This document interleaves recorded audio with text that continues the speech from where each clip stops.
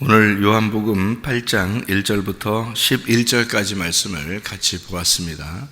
요한복음 8장 1절부터 11절까지 말씀, 음행 중에 잡혀온 여자가 용서를 받는 것에 대한 이야기를 우리는 잘 알고 있는 말씀인데, 여기에 8절에 보니까 손가락으로 땅에 쓰셨다. 근데 이제 한번 쓰시고 또 썼다 이런 얘기인데요. 여기서 다시 썼다 이렇게 되어 있는데, 두 번의 글을 썼어요. 예수님이 직접 글씨를 쓴 것은 없는 일이죠. 다른 얘기죠. 그러니까 글씨를 이렇게 직접 손가락으로 썼다. 성경에 보면 하나님이 직접 손가락으로 쓴 게 있는데, 구약에서 뭘 하나님이 직접 손가락으로 써요? 십계명을 하나님이 직접 손가락으로 써요. 근데 하나님이 직접 이렇게 쓰셔서 모세에게 줄 때 몇 번을 주나요? 두 번을 줍니다. 첫 번째 쓴 거는 금송아지 만드는 사람들 앞에서 깨버렸고, 두 번째 다시 올라가서 이제 십계명을 또 받게 되었거든요. 그러니까 두 번을 이렇게, 여기도 예수님이 두 번을 글씨를 쓰죠, 그죠? 첫 번째 쓰고 그 다음에 두 번째 쓰고. 그러니까 성경은 몇 번을 받아야 돼요? 우리가 두 번을 받아야 돼. 성경은 두 번을 받아야 돼요, 여러분이. 그러니까 처음에 교회 나올 때 한 번 받는 거고요. 그 다음에 이제 마음판에 직접 새겨지는 두 번째 말씀을 여러분이 받아야셔야 됩니다. 그러니까 처음에 교회 나왔다고 해서 말씀을 다 마음판에 받는 게 아니고, 교회 나와서 말씀을 이제 받을 때 우리가 율법적인 이제 겉에 이런 말씀들을 이제 받게 되고, 그 다음에 마음판에 이제 직접 말씀을 새기는 그런 말씀을 여러분이 직접 하나씩 받으셔야 됩니다. 이제 그러니까 두 번째 말씀을 받고 난 다음에, 그때 이제 예수님께서 말씀을 하시죠. 두 번의 말씀을, 이제 두 번째의 그 말씀, 두 번의 말씀을 반드시 우리가 들어야 되는데, 베드로 같은 사람은 첫 번째 예수님을 따라다녔던 사람이에요. 그런데 예수님 부인하고 도망갔다가 예수님 부활하고 난 다음에 다시 예수님이 찾아왔어요. 찾아와가지고 예수님한테 또 물어보죠. 요한복음 21장에 물어봅니다. 네가 나를 사랑하느냐 하면서 세 번을 연거푸 물어보면서, 두 번째 그렇게 부르셨을 때는 베드로를 너 이제까지 있었던 구원은 헛것이다 이래서 그렇게 부른 게 아니고, 또 너 나 이제까지 3년 반 더 따라다녔던 거 그거 다 헛된 거야 이렇게 해서 예수님이 베드로 이렇게 부르고 그런 게 아니라, 와가지고는 특별히 베드로한테 다시 물어보면서, 그러니까 이제 베드로를 두 번을 부르시는 거죠. 처음에 예수님 따라다닐 때 부른 거하고, 그 다음에 이제 요한복음 21장에 베드로를 다시 찾아와서, 일부러 찾아와서 부르시는 거예요. 그러니까 이 두 번째 만날 때는 마음으로 주님을 만나야 된다 그러는데, 이 마음으로 주님을 만날 때는 주님이 이제 찾아오시는데, 그러니까 이제 베드로를 찾아와셔서 말씀하실 때 말이에요. 이유, 목적이 뭐냐면 자기의 사명을 이제 맡기려고 그런 겁니다. 그러니까 주님이 다시 찾아오셔서 말씀을 여러분에게 이제 깨닫게 하시는 이유가 있어요. 그 바로 뭐냐면, 여러분이 하나님을 이제 하나님의 사역을 감당하게 하려고 그렇게 부르시는 거예요. 그 전까지 하나님의 자녀였던 건 다 무효다 이런 말이 아니고, 하나님 자녀인데 하나님 자녀 중에서 하나님의 일을 하는 종으로 부르는 거예요. 그냥 자녀들은 약하죠. 연약하고. 근데 종으로 이렇게 부를 때는, 그때는 이제 예수님의 그 사역을 똑같이 할 수 있는 사람을 부르는 거예요. 그러니까 베드로 같은 사람도 불러가지고 네가 내 대신 내 양을 좀 돌봐달라고, 내 양에게 먹이를 주라고 그렇게 말씀을 이제 제공하는 거죠. 그러니까 베드로에게 그런 이제 사명을 주시는 것이 분명히 두 번의 닭 울음소리처럼, 그러니까 그 두 번의 닭 울음소리가 나야 그 다음에 이제 베드로가 깨닫는 것처럼 우리들도 두 번의 그 말씀이 우리 마음판에 새겨지는 것이 꼭 필요하다. 이런 일단 처음에는 뭐가 뭔지 몰라도 계속 말씀을 듣는 게 중요해요. 말씀을 듣고 그렇게 이제 주님 믿으려고, 예수님 믿고 살려고 이렇게 하는 그런 모습들은 상당히 중요합니다. 그런데 이제 두 번째 부르시는 것이 있다는 사실을 저도 이런 거를 이제 예수님이 한번 나를 우리를 예수님 내가 믿었다 이렇게 하면 그럼 구원받은 거라고 생각하고 그렇게 옛날엔 살았죠. 근데 진짜 부르는 게 있구나라는 것을 이 말씀을 통해서 제가 깨닫게 되고 또 주님이 이제 부르셨다는 것을 이제 회개를 통해서 알게 되니까 사람들이 이런 것을 잘 모르겠구나. 이 두 번의 그 부르심을 잘 모르겠구나. 그러니까 주님을 내가 믿겠다고 이렇게 따라오는 거는 있을 수 있는데 그런데 주님이 우리를 두 번째 그 사명을 불러서 하나님의 일을 감당하게 하는 사람들은 따로 있구나라는 것을 알게 된 거죠. 그게 종이라는 거거든요. 종. 그러니까 주의 종 그러면 종이 아들보다 높을 수는 없어요. 그러니까 아들이 높은 거거든요. 그러니까 사람들을 이제 섬기게 종을 만드는 거죠. 그래서 사람들을 자꾸 섬길 수 있도록 그렇게 만들어 놓는 게 그 섬긴다는 게 가가지고 막 이렇게 무릎 꿇고 앉아 있으라고 그런 얘기 아닙니다. 계속 가서 빌고 가서 이삿짐 날려주고 이런 거를 이렇게 종이라고 하는 게 아니라 하나님의 종이잖아요. 사람의 종이 아니고 사람의 종은 가가지고 이삿짐도 날려줘야 되고 잔 심부름도 하고 이렇게 해야 되겠지만 사람의 종이 아니라 하나님의 종은 사람들한테 굴복하는 게 아니고요. 하나님께 굴복하는 사람이란 말이에요. 그러니까 하나님께 굴복하는 사람이기 때문에 하나님께 철저하게 굴복해야지만이 하나님이 자기 말씀을 주신단 말이에요. 자기 말씀을 이제 줘야지 그걸 가지고 사람들은 이제 섬겨주는 거거든요. 그러니까 하나님이 내게 주신 빵이 있어야 내가 그것을 가지고 사람들에게 빵을 나눠주죠. 그러니까 하나님이 주신 빵이 없으면 못 나눠주는 거예요. 그런 이제 종을 얘기하는 거죠. 이게 하나님이 나눠주는데 사람을 통해서 나눠줘야 되니까 그 사람을 부르시는 거거든요. 그러니까 예수님이 12제자를 부르셔서 이제 수많은 사람들을 먹이시는 것처럼 말이에요. 50명씩 앉혀서 5,000명을 보리떡 5개 물고기 2마리를 나눠서 먹일 때도 12제자들이 이제 가서 나눠주게 되거든요. 그러니까 그렇게 나눠주는 자들이 필요한 거거든요. 그러니까 주님의 종이 필요한 거예요. 그러니까 그 사람들은 사람의 종이 아니기 때문에 하나님의 종이니까 아들보다 더 그러니까 가까이 하나님을 이제 아는 사람인 거죠. 이게 무슨 말이냐면요. 신약에서는 이제 바울이 뭐라고 그런 걸 표현하면 몽학 선생이라 그렇게 말해요. 그러니까 과외 선생이다 이렇게죠. 율법의 선생이 되고 몽학 선생이 되는데 그 몽학 선생은 아들을 길러내기 위해서 아들을 길러내는 과외 선생님이에요. 아들들을 길러내는 과외 선생님이 몽학 선생이라고 그러거든요.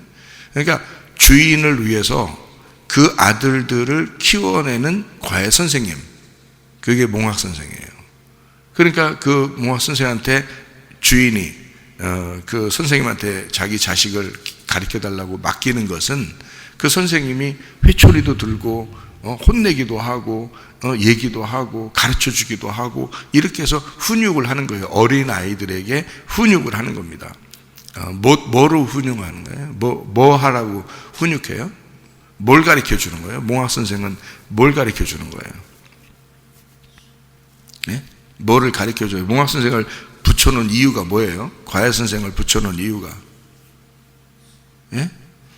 아버지를 부모를 잘 깨달아 알으라고 가르쳐 주라고 하는 거예요. 그러니까 과외 선생님 부른 것은 부모님 마음을 가지고 내 마음이 내 자식들을 이렇게 가르치고 싶은데 해서 그거를 가르쳐 달라고 선생님을 붙여놓은 거예요.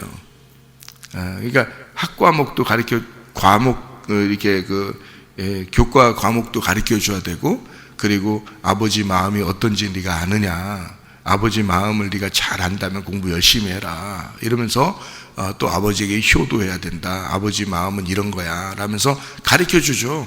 그 과외 선생님이 가르쳐 주는 거라고요. 옛날 과외 선생님은 그런 거였어요. 지금의 이제 뭐 아이들 가르치는 그런 선생님 이런 얘기 개념이 아니고, 옛날에 성경에 있는 그 과외 선생님은 그 가정의 이제 일꾼으로서, 그러니까 종으로서 주인의 주인의 그 종으로서 그 자녀들을, 그 주인의 자녀들을 주인의 합당한 아버지 엄마의 합당한 자녀로 만들어내는 그런 훈육 교사였단 말이에요.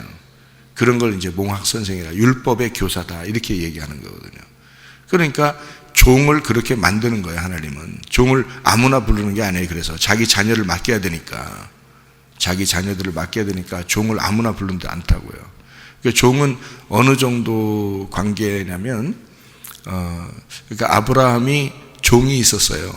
근데 그러니까 하나님은 이삭을 주겠다고 약속을 했는데 아브라함이 나이가 많이 먹었고 이삭 아들을 낳을 거라는 생각을 못하고 있을 때, 그 부인도 나이가 많고 자기도 나이가 많으니까 아브라함이 그렇게 얘기합니다. 하나님께, 아들은 무슨 아들, 내가 종이 하나 있는데 그 종에게 내 모든 재산을 상속하고 아들처럼 내가 그에게 다 주겠습니다 이렇게 얘기하는 장면이 나와요.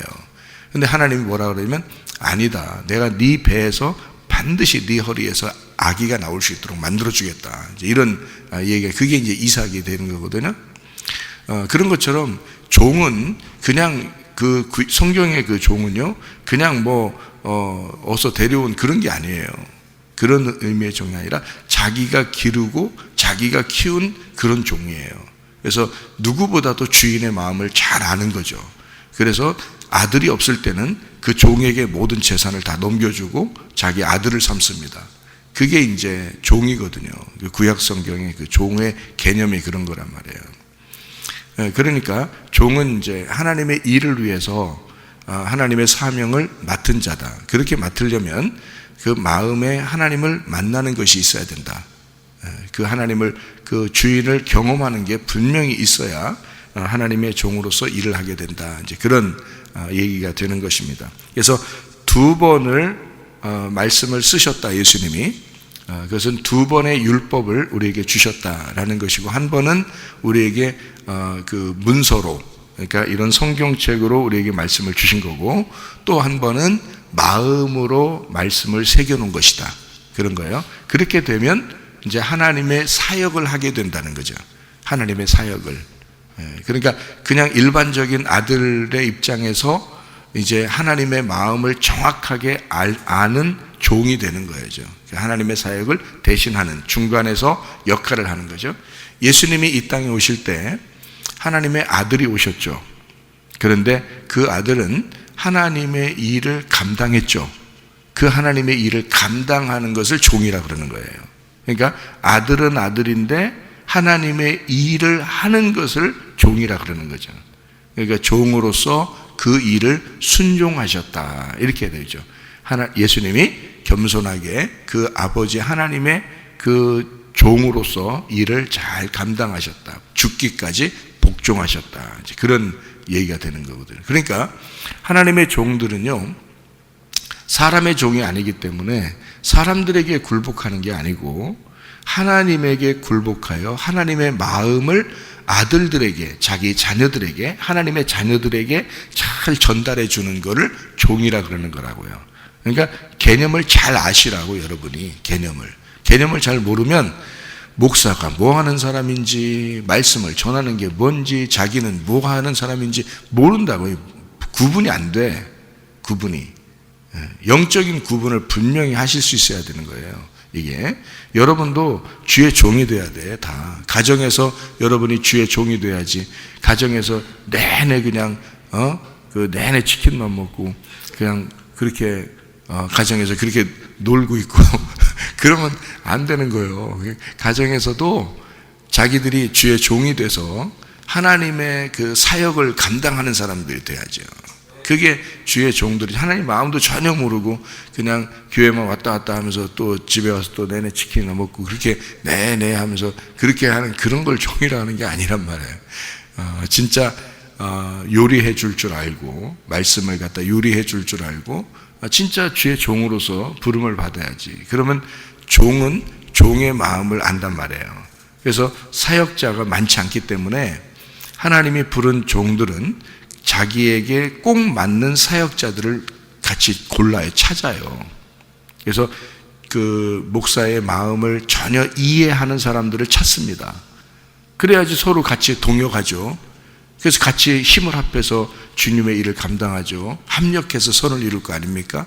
나머지는 다 어린아이들이니까, 나머지는 교회 다니는 사람들이 대부분 다 어린아이들이니까 그 중에서 종의 마음을 정확하게 알고 하나님 마음을 정확하게 아는 사람들이 사역자들이거든요. 그 사람들을 찾아가지고 함께 협력해서 일을 하는 거예요. 그렇지 않은 사람들은 전혀 모르니까, 종이 뭔지 하나님이 뭔지 잘 모르니까 그냥 듣기만 해야 되는 거니까 어린애들이거든요. 어린아이들. 그러니까 훈육을 받아야 될 사람들이란 말이에요.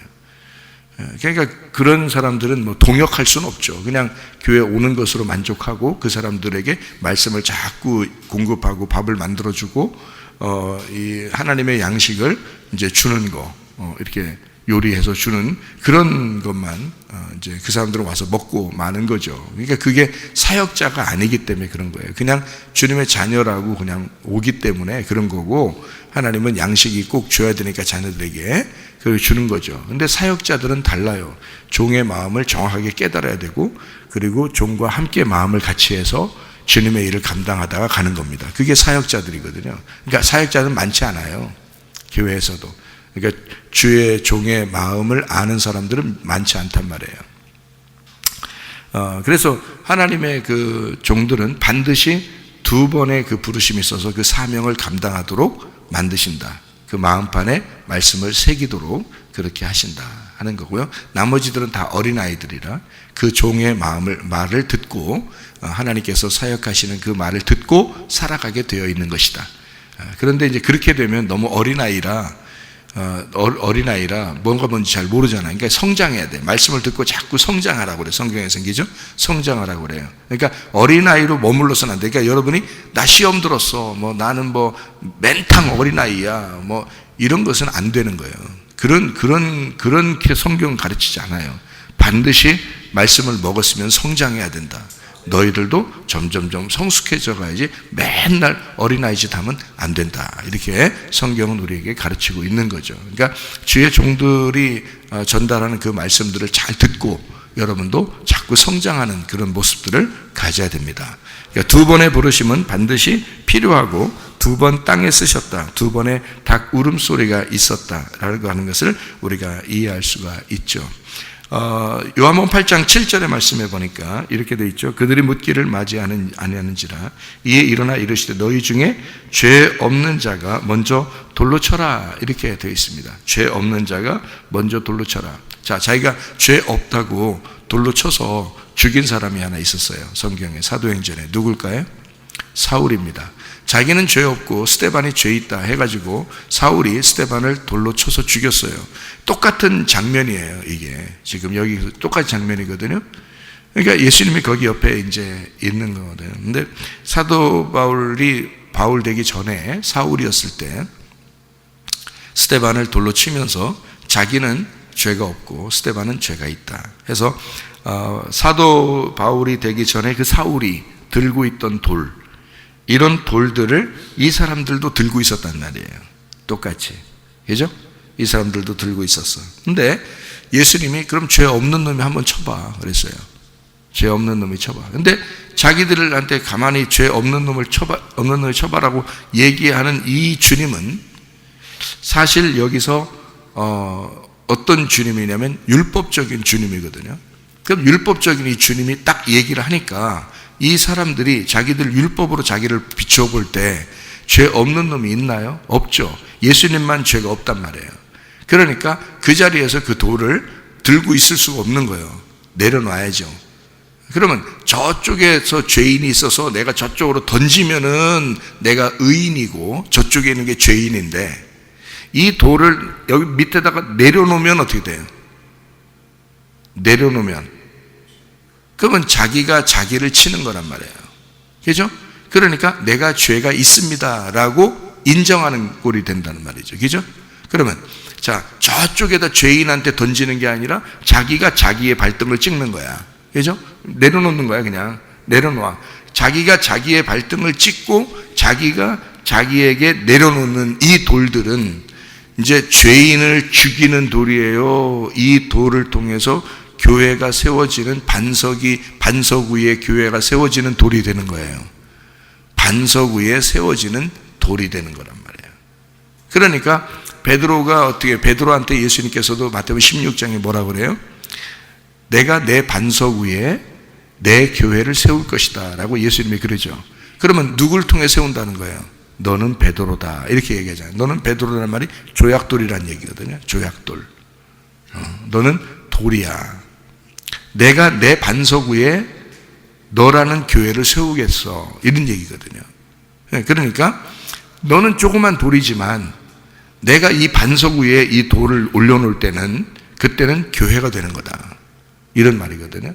그러니까 이 사람들이 처음에는 변화받지 못한 사울처럼 막 분노에 차서 가늠한 여자를 죽이려고 돌을 가지고 왔지만 그 사람을 죽일 수 없고 자기가 죄인이라는 걸 깨달아서 그 돌을 던지지 못하고 내려놨단 말이에요.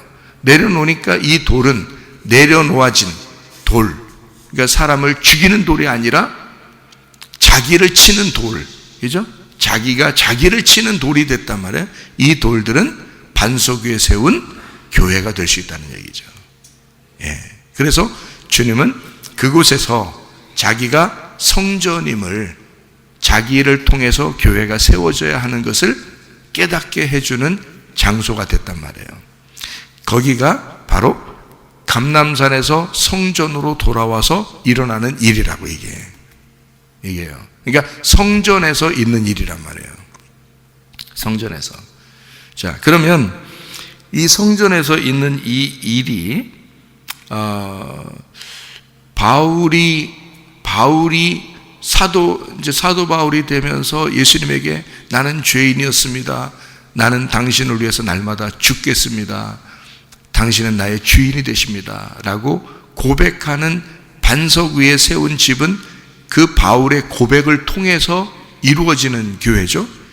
베드로를 마태복음 16장에 예수님이 교회 세울 때 뭐라고 그러냐면 베드로가 주는 그리스도시요 살아계신 하나님의 아들이십니다. 라고 고백해서 예수님이 뭐라고 그러냐면 너는 참 바요나 시몬아 네가 복이 있도다 라고 그러면서 내가 내 반석 위에 내 교회를 세우겠다 그런 얘기를 하시거든요.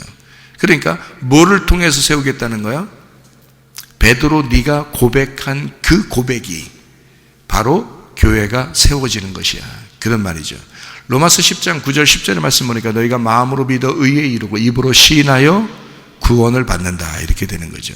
그러니까 우리가 주님 앞에 고백한다는 것은 굉장히 중요하죠. 그게 기도입니다. 하나님이 나를 사랑하신 건 사실이에요. 내가 기도하든 안 하든 주님은 나를 사랑하셔요. 그런데 내가 기도함으로써 그 사랑에 내가 반응을 하는 거죠. 하나님이 나를 사랑하신다는 것에 대해서 내가 기도함으로 나는 당신에게 반응합니다. 당신의 사랑을 내가 붙잡겠습니다. 이런 거거든요. 그게 기도잖아요. 그러니까 그 고백을 통해서 그 기도를 통해서 교회가 세워지는 것이죠. 베드로의 그 고백을 통해서 예수님은 교회를 세우겠다고 말씀하시는 거예요. 바울 자신이 스데반을 죽이려고 했던 그 거친 돌이었는데 자기가 예수님에게 다시 돌아와 굴복하고 예수님께 고백했을 때 바울을 통해서 교회를 세우시는 것을 볼 수가 있잖아요. 바로 그것입니다. 우리가 우리 자신들의 돌을 누구에게 던질 것이냐 아니면 자기의 발등을 찍을 것이냐 그리고 자기를 발견할 것이냐 그죠? 그리고 하나님 앞에 고백하게 되면 여러분의 그 고백을 통해서 여러분도 반석 위에 세운 집이 되고 반석 위에 세운 교회가 될 것이다 그 말입니다. 이해가 되겠죠? 무슨 말인가? 여기에 요한복음 8장 9절 말씀을 보니까 그들이 이 말씀을 듣고 양심의 가책을 느껴 어른으로 시작하여 젊은이까지 하나씩 나가고 오직 예수와 그 가운데 섰는 여자만 남았더라. 가운데가 메소스라는 단어인데요. 메소스라는 게 in the middle 그 중앙에 그 중심에 한가운데에 그 중간에 하나가 되어서 이 말이에요. 예수님 안에서 하나가 되었다. 그러니까 이걸 뭐라고 그러냐면 이 하나님의 그 관역에 하나님의 이렇게 관역이 이렇게 동그랗게 이렇게 있으면 그 중앙에 그 가운데 딱 맞았다 그 말이에요. 그러니까 하나님의 그 관역이 있다면 그 가운데 딱 들어왔다는 거예요. 그게 이 한가운데예요. 왜 그러냐면 예수님이 이 여자를 부르실 때는 이 여자는 두 번째의 부르심이에요. 왜 두 번째의 부르심인지 알아요? 이 여자가 간음했잖아요. 음행을 저질렀잖아요. 음행을 저질렀을 때 이 여자는 원래 예수 안 믿는 사람인가요? 아니에요. 이 사람은 하나님의 자녀입니다. 하나님의 자녀이고 예수님을 잘 믿는 사람이에요. 우리로 말하면 이 간음한 여자는. 그래서 예수님이 이 간음한 여자를 부르시는 거란 말이에요. 여러분 그 소경이 성경에 나오는데 소경을 갖다가 예수님이 눈뜨게 해줄 때는 여러분이 어떻게 생각해요? 하나님 안 믿는 사람을 소경이라고 생각했었어요? 아니죠. 설마 그 정도는 아니겠지. 에? 소경은 예수 잘 믿는 사람을 얘기하는 거예요. 소경은요. 왜 그러냐면 이렇게 되는 거예요. 소경을 예수님이 이제 만나서 눈을 뜨게 해줄 때는 이 소경 전에 이 소경이 어떤 사람이었다는 거예요? 눈 뜬 사람이었다는 거예요. 눈 뜬 사람인데 소경이 돼서 예수님이 만나서 구원하는 거란 말이에요. 그러니까 이 소경을 눈 뜨게 해줘서 구원하고 눈 뜬 놈들은 소경되게 한다 그러죠. 예수님 얘기죠. 그러니까 어떤 게 더 발전한 거예요? 소경이 발전한 거예요. 눈 뜬 놈이 발전 아직 못한 거예요. 그게 바리새인들이란 말이에요. 그러니까 예수님 바리새인들을 보고 말하면 너희들은 눈 떴다고 얘기하지만 너희들이 사실은 소경이다 이런 얘기하죠. 그래서 이 소경인 사람은 눈 감고 있지만 이 사람은 눈을 뜰 사람이다 이거예요. 이 사람은 눈 뜬 사람, 하늘에서 볼 때는 눈 뜬 사람이다 이거예요. 땅에서 눈을 감았다는 거죠. 그러니까 이 사람은 땅에서 눈을 감았다니까 어두웠다, 죄가 있다, 죽었단 말이거든요. 그러니까 이 사람은 탕자고 자기는 죽어버린 사람이란 말이에요. 그걸 소경이라고 얘기하는 거예요. 그러면 자기가 살아있다고 율법적으로 내가 할 수 있다라고 해서 자기가 살아있는 사람은 바리새인 다 여러분 다 바리새인들이라고. 여러분이 아무것도 못합니다. 나는 죽었습니다라고 한 사람이 소경이고요. 여러분 그 정도는 발전한 사람이에요. 그 정도가 돼야 하나님이 부르시는 거예요. 여러분 그 사람들을 하나님이 부르시는 거예요. 가늠한 여자가 되니까 하나님이 부르시는 거예요. 이 여자를. 그러니까 바리새인들은 아직 부를 때가 안 돼요. 가늠한 여자가 되기 전까지는 못 부른다고요. 왜냐면 자기가 가늠한 여자라고 생각하지 않는데 어떻게 불러요? 가늠한 여자라고 해야 부르는 거란 말이에요. 하나님이. 그러니까 가늠한 여자는 바리새인들보다 훨씬 발전한 여자라고요. 이 여자가. 한마디로 말하면 벌거벗겨지고 죄가 드러나고 율법적으로 자기가 드러나 버린 사람이에요. 그러니까 이 가늠한 여자는 자기가 어디 도망갈 데가 없어진 거죠. 예수님 말고는 도망갈 데가 없으니까 예수님의 한가운데 그 관역에 딱 들어온 사람이 됐다는 거예요. 못 도망가는 거죠. 거기에 중앙에 딱 들어왔다는 거예요. 그러니까 이 예수님은 이 여자하고 결혼하는 거예요. 이 여자하고. 아니 뭐 그날 뭐 면사포 씌우고 반지 끼워주고 딴딴따단 이렇게 했다는 얘기가 아니라 둘이 하나가 됐다 이 말이에요. 사마리아 여자도 마찬가지죠. 요한복음 4장의 사마리아 여자도 자기가 죄인임을 스스로 알고 있는 여자이기 때문에 예수님이 그 여자에게 내가 너의 남편이 될 것이다 라고 한 거란 말이에요. 그 남편이 될 것이다 라는 게 여기 중앙에 관역의 중심에 들어왔다. 예수님의 가운데에 들어왔다 그 말이에요. 이게. 그게 결혼이라고요. 결혼. 예수님과 결혼 상태가 되었다. 예수님하고 멀리 떨어져 있었는데 그 중앙에 와서 예수님하고 결혼한 상태가 되었다. 결혼 안으로 들어왔다. 예수님 한복판으로 들어오게 되었다. 이제 이런 얘기가 되는 거예요. 여기서. 그러니까 이 여자를 여러분이 어휴 가늠한 여자가 음행한 여자가 어떻게 예수님하고 결혼해? 그게 아니 이 사람이 더 발전한 사람이라 그걸 봐야 되는 거예요. 소경이 더 발전한 사람이라고요. 그거를 성경에서 보여야 된다고. 그걸 제가 가르쳐 드리는 거예요, 여러분에게. 그래서 그 울타리를 쳐주는 거예요. 순서가 어떻게 되냐? 눈 뜬 놈이다. 근데 두 번째로 눈 감은 놈이 돼야 예수님 만난다. 자기가 의롭게 생각하고 돌을 집어들어서 가늠한 여자를 때려 죽이려고 하는 그런 사람이 자기 발등을 찍고 가늠한 여자가 돼야 예수님을 만나게 된다. 이 순서란 말이에요, 이게. 그러니까 이 순서를 정확하게 알아야 된다고요. 그래서 그 돌을 갖다가 다 내려놓은 돌 있잖아요. 내려놓은 돌을 들고서 죽이려고 하는 돌이 있고, 그 다음에 돌을 다 내려놓는 돌이 있어요. 그럼 그 돌을 내려놓는 그 돌을 가지고 주님은 거기에서부터 시작을 해서 교회를 시작한다 했죠, 제가. 그죠? 그러니까 이 돌을 들고 죽이려고 하는 때가 어디겠어요? 애굽이에요, 애굽. 애굽. 자기가 의롭다고 생각하는 애굽. 그런데 광야에 와서 돌을 다 내려놔요. 그러면 광야에서 돌을 갖다 다 내려놓으면 어떻게 돼? 광야에 돌을 다 내려놓으면 돌로 떡을 만드시는 거예요.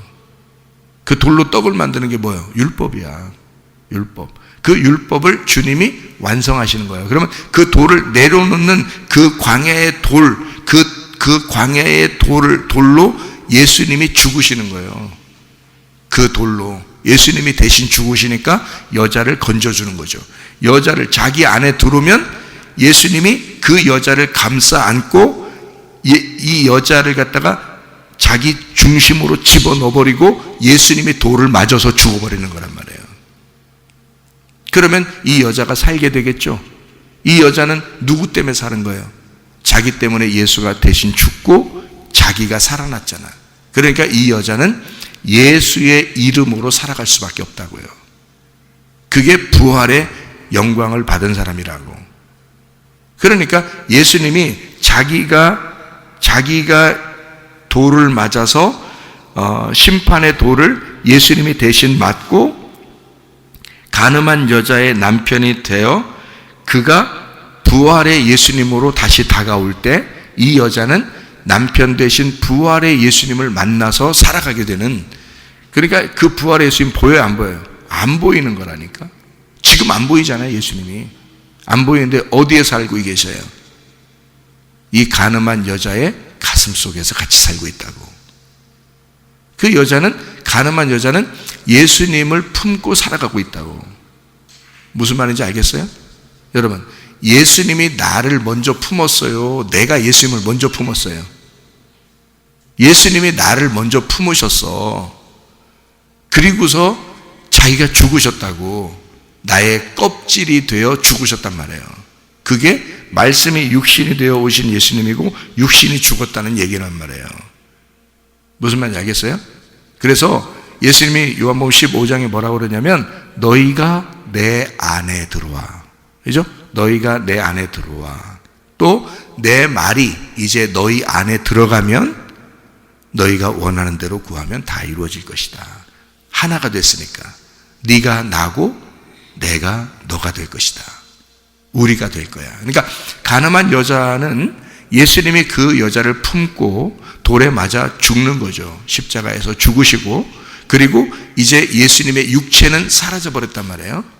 그런 이제 이 간음한 여자는 더 이상 죄를 지을 수가 없고 이 여자의 가슴 속에 누가 들어가 계셔? 예수라는 말씀이 들어가 계셔. 그러면 누가 살아가는 거? 이제 간음한 여자가 이 땅에 살아가고 있는데 속에 누가 계셔? 예수님이라는 남편이 계시는 거야. 여러분이 지금 살아가고 있는 동안에 내 속에 누가 계시다? 예수님이 계셔야 된다. 나와 예수님이 결혼한 상태가 된 하나가 돼야 내가 살아가는 것이 의미가 있다는 거죠. 가늠한 여자가 맨날 예수님 없이 예수님 저쪽에 놓고서 교회 가면 한 번씩 만나고 집에 가면 가늠한 여자로 살아가면 되겠냐고. 가늠한 여자라는 것은 다른 남편을 만났다는 얘기거든요. 다른 남편을, 다른 남자하고 같이 이렇게 잠을 자고 그랬다는 거거든요. 그게 가늠한 거거든요. 음행한 거. 그래서 그 현장에서 잡으면 현장에서 때려 죽이게 돼 있는데 예수님한테 끌고 온 거예요. 일부러 예수님 시험하려고. 그런데 예수님께서는 어떻게 해?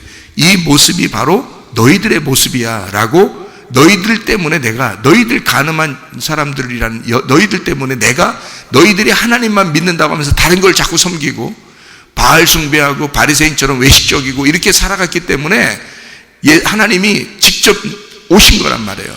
그거 해결해 주려고, 진짜 남편 만나게 해주려고. 그래서 이 가늠한 여자를 살릴 수밖에 없는 거예요. 예수님 입장에서는. 너희들이 다 가늠한 여자야. 내가 네 속에 들어가지 않으면 너희들 의미 없어. 인생 자체가 의미가 없어, 너희들은. 그러니까 너희들 내가 품고 죽을 테니까 너희들 안에 내가 들어가 있도록 해라 이거야. 그러니까 예수님은 여러분을 품고 교회로 데리고 나왔어요. 여러분 안에 뭐가 들어가야 돼? 이제 예수의 말씀이 들어가야 돼. 말씀이 들어가서 여러분이 살아가는 동안에 말씀이 살아가시도록 해야 된다고. 말씀이 여러분의 남편이 되어서 살아가시도록 해야 된다고요. 오늘도 그 남편 되신 그 말씀과 동행하다가 주님 만나시기를 바랍니다. 아멘. 기도하겠습니다.